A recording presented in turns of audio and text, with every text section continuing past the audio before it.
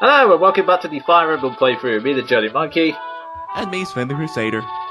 Last time that we picked up Linus and saved him from bandits, and now we're entered into Laos, and we finally get to meet the Marquess of said nation, or is it Yes. county?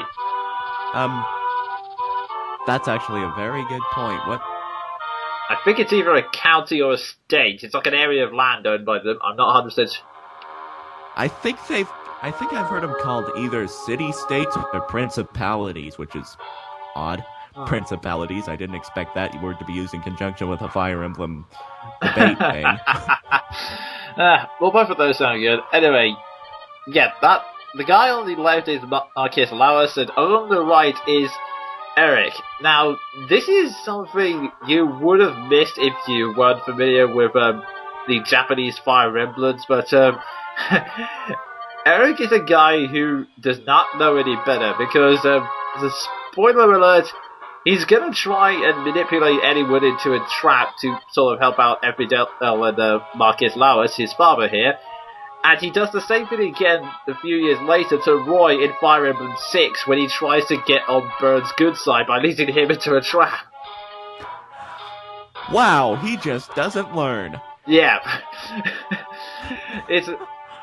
Yeah, I was surprised too, because I actually got into, well, like most people I'd imagine, got into Fire Emblem 6's script and story after I played this, so when I realised that the guy who's leading into a trap was Eric, I was like, really? After all that, he doesn't learn his lesson?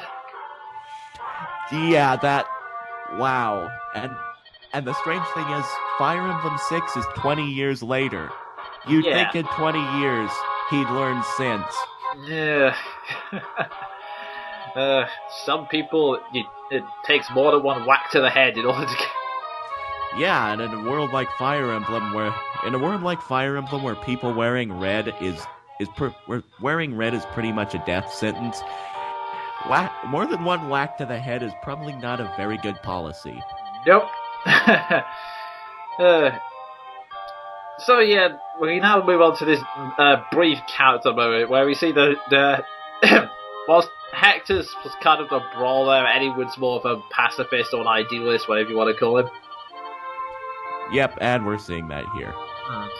Yeah, to be honest, his way of thinking is that if he focuses on the guy in front of him, he's fine, but it's more if he pictures the family, and it's kind of a logic I can personally identify with, because I have a tendency to overthink things, so that's part of the reason why I end up thinking weird things for comedy, because I always end up there are always situations, like, to go slightly off topic here, since we've already kind of spoiled what's about to happen in this cutscene. It's like this scene in 300. You know that movie with all the Spartans in it? Or? Yeah. There's like this scene in 300 at the end of it where where there's like a great big massive army, and there's this one guy giving a really passionate, moving speech that inspires them into action, and you can see the army is so massive it covers several fields. And then I think, wow, that's awesome, but then my mind starts focusing beyond that and making weirder leaps of logic, like, what about the guys at the back? Can they even hear that speech? Or maybe there's a guy in between who's then relaying it in a kind of bizarre, inspirational, motivational speech version of Chinese whispers, trying to relay the message back to it. And the hilarious thing is, I thought the same thing.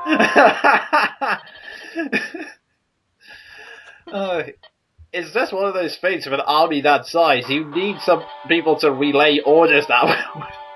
Yeah, I couldn't help but look at that scene and think either he has a really loud voice or they have a whole lot of interpreters. Yeah, pretty much. Okay, but yeah, enough diversions into 300. We now get... it is now battle time because this guy set up an ambush. Yeah, which we totally didn't spoil. Yeah.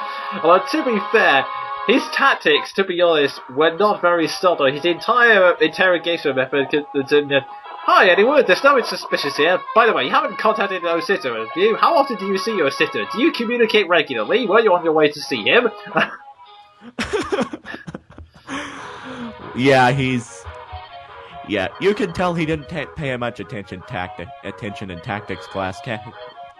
Let me try that again. You can't really tell I'm tripping over my own words.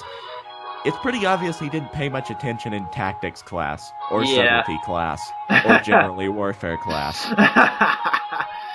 Oh dear. In the meantime, we're now introduced to two other characters here, and I forget her name. Hannah! There we go. Thank God for text. Hannah, yeah, we're doing really well in this commentary. Hannah here is a fortune teller who can give you some advice, and she also provides an extra option in the starting menu, which we'll see in a moment.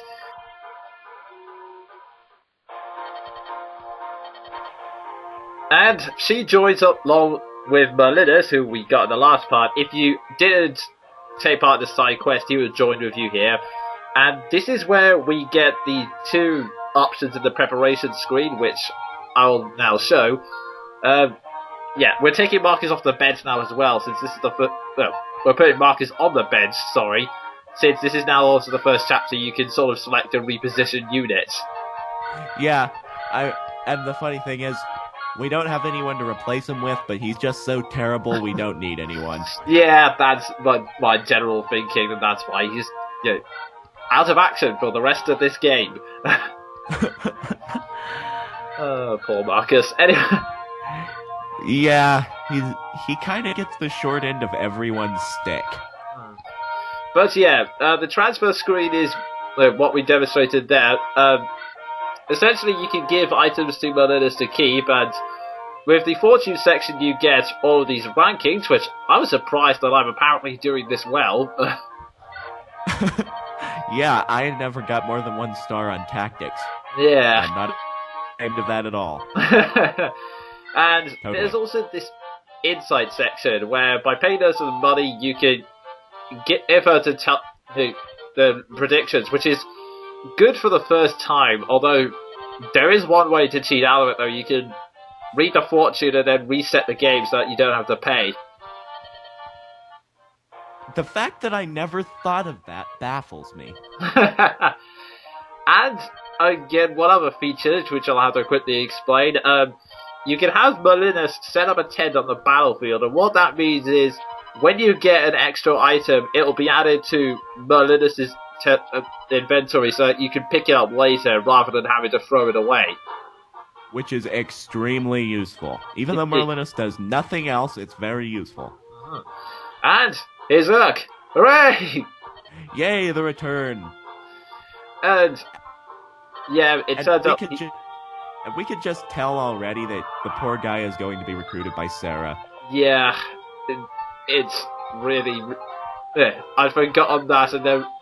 the funny thing is, I'd forgotten that when I was playing this chapter, and I thought, oh god, it's not Sarah. I said, oh god, it is! That's the only thing...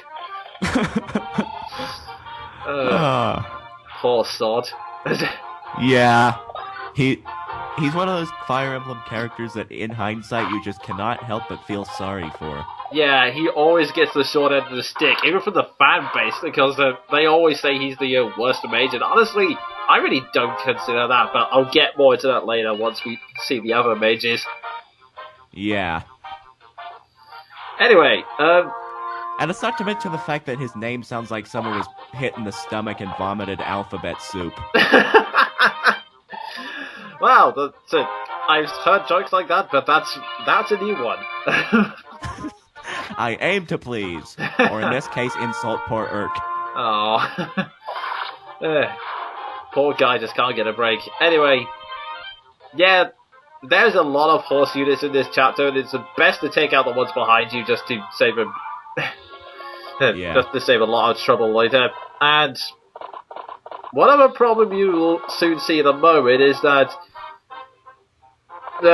apart from all the horse units rushing towards you, they're also rushing towards Urk, who, for some reason, the AI for neutral units is incredibly stupid, and Urk will throw himself into a combat situation, even when it'd be a much better idea to just get out of the way.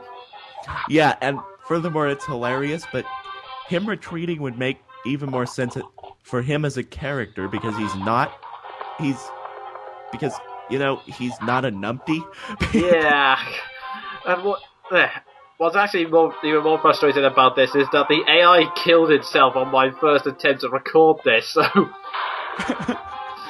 I had to restart this entire chapter all over again. Thankfully, you won't see that.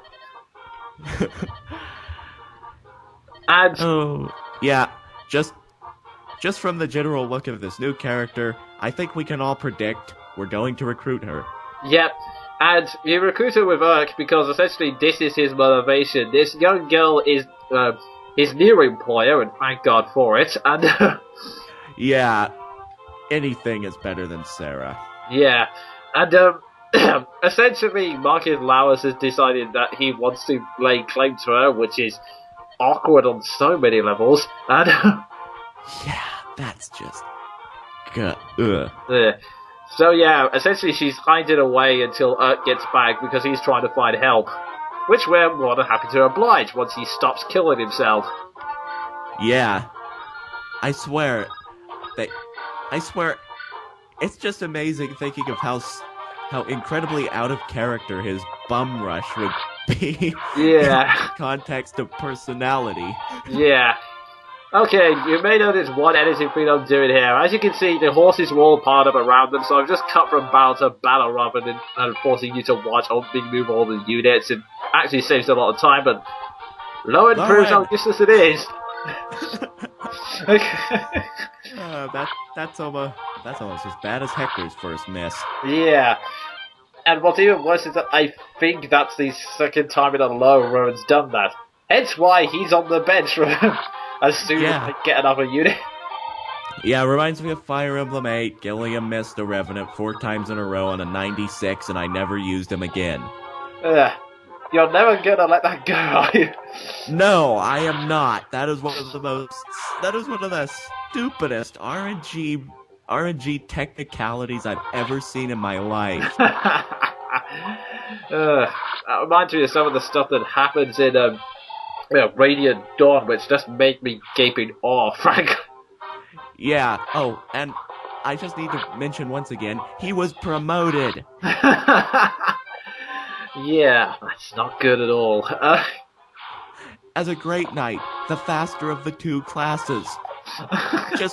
Just what, Fire Emblem? What? Oh dear. Okay, so we are now taking care of all the horse units, although Urk's put himself into a bit of a corner, hence why I'm sitting oceans of him and praying for the love of God he can get there in time. Oh, it's times like these you wish your Pokey could move faster. There's a reference for you. Oh, jeez. I think he'd be glad with that one over Don't Eat the Mushroom at this stage, but anyway. Oh, yeah. No kidding. Oh, dear. For those of you who don't know what we're talking about, check out Proto John USA's channel or The Runaway Guys. Yeah, you will understand both memes very quickly. And yeah, we finally managed to get Oswit into stop Urk in order to attack Urk, and yeah, we're just taking care of horses now. Yeah, you know, I just thought of something. I swear I saw Eliwood get hit twice in that little montage we had going there, and I just need to question the logic. He just got stabbed in the face with a lance twice. How is he still alive? Through sheer force of will. Or plot armor. I swear, you just don't question Fire Emblem's logic. Your head will hurt. Yep, definitely.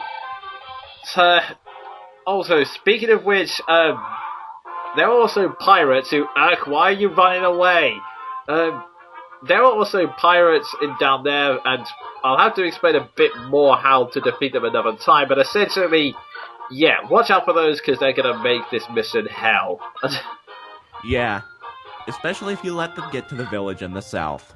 Yeah, bad flashbacks to my first playthrough. Ugh. But yeah, that's all the time we have for now, so that was me, the Jonin Monkey. And me, Sven the Crusader, yay for numpty AI. Ugh.